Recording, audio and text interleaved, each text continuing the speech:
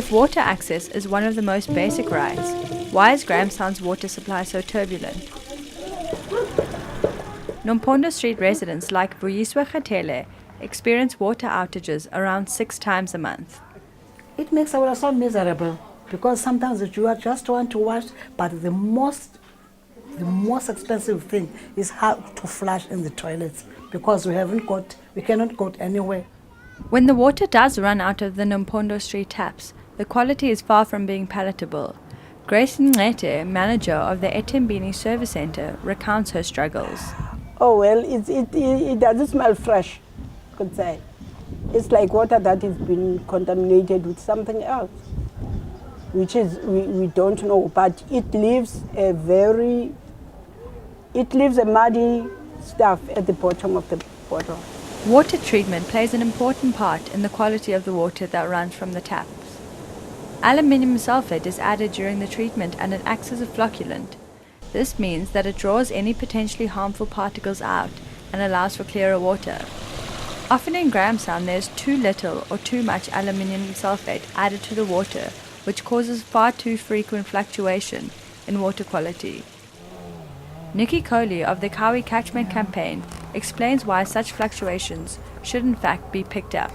According to the Department of Water Affairs, a town the size of Grahamstown should actually have its water quality tested at least 10 times a month. That means once every 3 days. We set out to find these results because they should be made available by the municipality on various platforms, including the Makana website. Yet the most recent results available are from June 2012. Even if the water is being tested once every 3 days, the municipality is obliged to make these results available to its citizens. Similarly, in times of crises, such as water outages, the citizens are supposed to be informed. And what makes us angry is that nobody tells what is happening. So you see the taps are dry. To address this lack of communication, we went to find out how to get hold of municipal officials to ask these pressing questions. We were turned away and told to write a letter to the mayor requesting permission to speak to the relevant people. Even finding something basic, such as a reticulation plan which outlines the city's water network, proved impossible. What I don't understand, most of the time there is no water in our side, but when we are going to town there is water. So that I don't understand whether we've got our own reservoir and they've got theirs reservoir. We have a couple of different water supplies. The original supply to the west is the Settlers Dam and the Howisonspoort Dam. Those two are interlinked. From Howisonspoort Dam, water is pumped up to the top of Howisonspoort to the water treatment works, that's Vinek Water Treatment Works, and from there it can feed by gravity down into the western parts of town. And as Grahamstown expanded back in the 70s, I think it was, an additional supply was set up to the northeast, and essentially that system is relying on Orange Fish River water. From Glen Melville, there's a water treatment works called James Kleinhans, and then water is pumped again to quite a height, the top of what we call Botha's Ridge.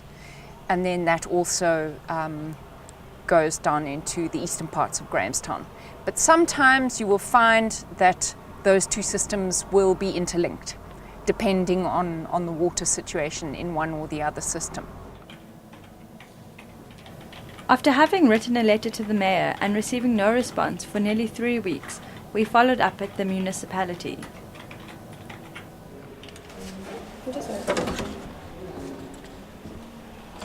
Why has no one got back to us then? No, what we do, we do the distribution. Okay. It arrives to us, we put a stamp, we put a distribution sheet, we put it in his book because this is the mayor's office, and then we distribute it up with our message. I know, I need also that letter. I know that. Yeah, you know what we need. Running away on behalf of the department. That no. Go to the upper side. No. You need the eye now. So you know what we mean. If we go and say, can we speak to you, they say, no, ask the mayor, and then he doesn't get back to us. One of the major areas that the municipality needs to communicate about is the water-related infrastructure and the developments being made. They said they're just cleaning they've got old pipes, so they're cleaning and they're maintaining the old pipes. And it ends there. And we cannot do other just sit and wait for them. The infrastructural problems mean burst pipes causing large amounts of water to be lost, leading to water outages. Bill Ralston informs on citizens' rights to water. Each person must have a minimum quantity of potable water of 25 litres per person per day, or 6 kilolitres per household of, I think it's 8 people. If services are interrupted for more than 24 hours, the Water Services Institution must ensure that consumers have access to at least 10 litres of potable water per day. So in other words, if your taps fail to give you water, the municipality is supposed to give you 10 litres of water per person per day. And how much water, say, would you get? Well, kaloku, we share, and people just, they push, and old people can't just be pushed around. I can't be pushed myself. So you get maybe about 5 litres or maybe 10 litres, or if you've got those 5 litre bottles, maybe you've got 3 or 2 for the whole day. Not only is the infrastructure aging, it is also not being maintained. This main pipeline has been so neglected and the water was leaking from it for months before being turned off.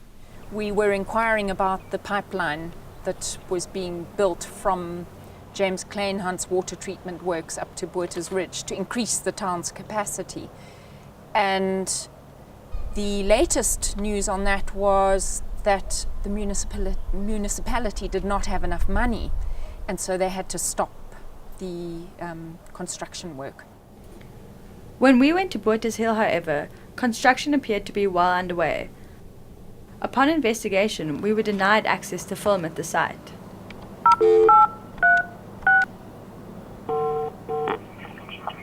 Hello?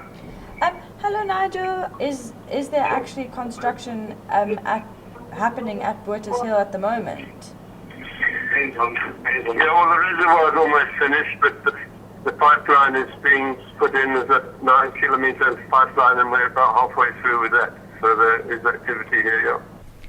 The infrastructural problems can be linked to the municipal spending. According to Reg Rumney, economic journalist, spending on water infrastructure is not as efficient as it should be. I mean, the constant complaint we get from the municipality is aging infrastructure is the cause of the water shortages. But there is this money, and if a quarter of the capital budget isn't being spent, why isn't it being spent? And I'm just not sure about that. With not enough money being spent on the infrastructure, people have to turn to options like the spring to provide them with water. We usually hire taxis or just cars and then go to that pole on that Bottlefred Road, and then it just goes there to get water. The spring is not a viable option because it cannot support the entire population. It also means that people have to incur an extra expense because the municipality does not spend correctly on infrastructure. While their spending leaves a lot to be desired, hopefully the new pipeline is being built so that the ever-growing Grahamstown population may have consistent access to safe drinking water.